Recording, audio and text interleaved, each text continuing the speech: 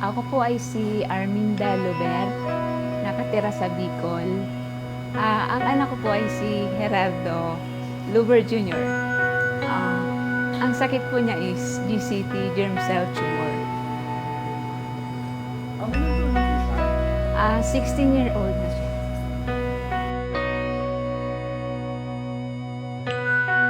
Mahilig po siya mag-basketball, mahilig din po siya sa guitar. Opo. So tumutugtog po siya talaga? Hindi po, gusto niya nga po sa akin magpabili ng gitara. Kumahanda rin po ba siya? Opo, pero siya lang po mag-isa. Kumbaga, ayaw niya iparinig sa amin. Ganun. Ah,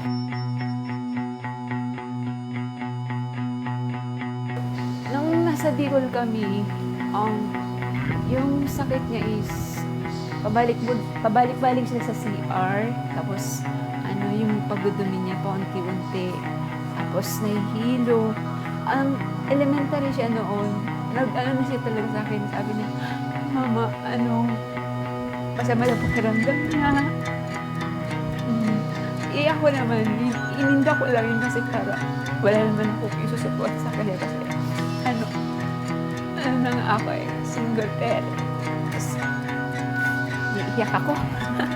Sorry Tapos yun, nung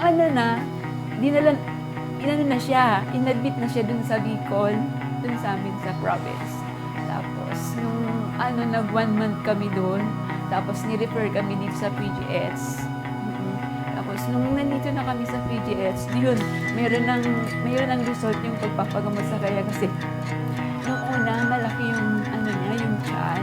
Tapos, nung na siya, chemo, yun, awa ng Diyos, lumikit agad. Kumbaga, nag-response yung pag-ano sa kanya. Kaya, natutuwa ako nun kasi yung sakit ng anak ko. Hanggang sa, na yun, naka-6 cycle na, tapos inoperahan siya. Awa ng Diyos, successful naman yung niya, yung operation. Tapos ngayon, planning for closure na. So, sa po, meron kasi sa 17, check up, doon malalaman po talagang diretso na po yung niya, yung operasyon.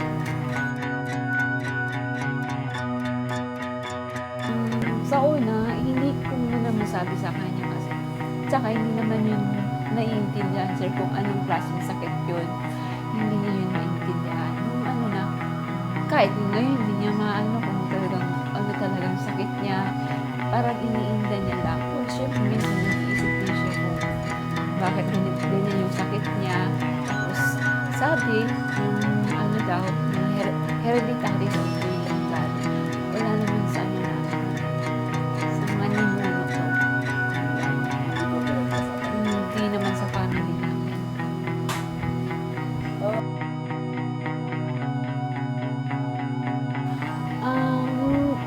Pinakamahirap po, nung pagdating po namin din sa PGH, kasi po, wala po kami noon, pamasahe. Habi ng biyanan, kasi kasama po yung biyanan ko nung time na magpunta kami sa PGH.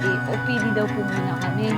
Tapos, sa madaling sabi, wala po kami yung pamasahe. Po kami, ginawa namin ng biyanan ko. Doon muna kami sa may morgue, sa may ER.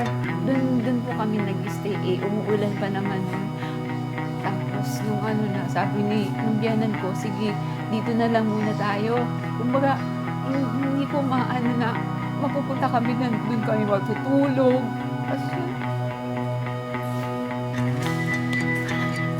Tapos yun, nung nandun na kami sa OPD, na siya na yung pangalan niya, binigyan na kami ng blue card. Natuwa na ako nun kasi meron na ako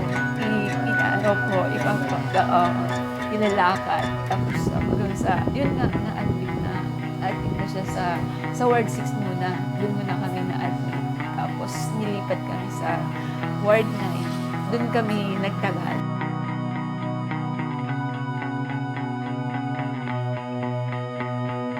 Awa ng Diyos, siyempre nagpipray po ikaw na sana yung kailangan mo ibigay sa'yo.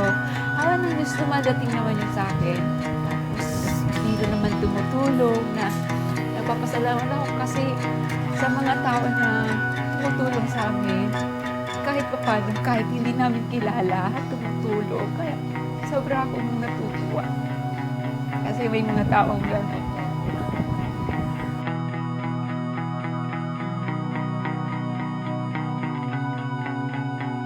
Nung time na nasa,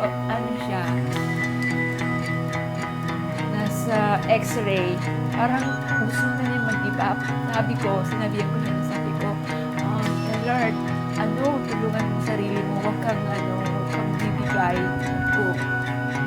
Lumaban ka, sabi ko gano'n. Nandun sa pala naman, kumbaga parang narinig naman yung sa kanya. Sabi ko, labanan mo. Kasi lang yan, kaya mo yan. Ganyan ko siya.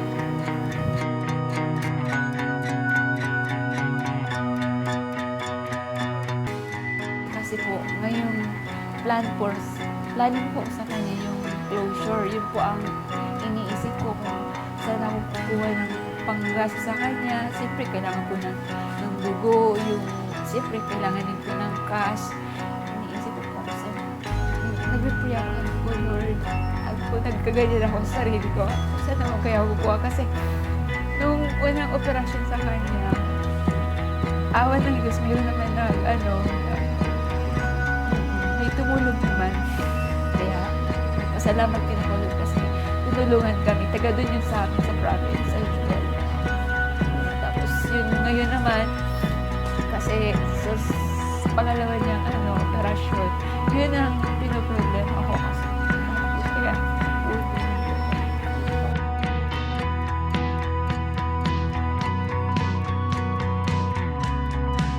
sobra sir sa kumbaga natulong, sobrang tulong ang may tulong itong bahay aruga sa amin kasi kung wala itong bahay aruga, wala kaming matitirahan. Kaya sobra pong salamat namin kay Mama Yet kasi mayroon ganitong bahay aruga na nagpapatira kagaya sa amin.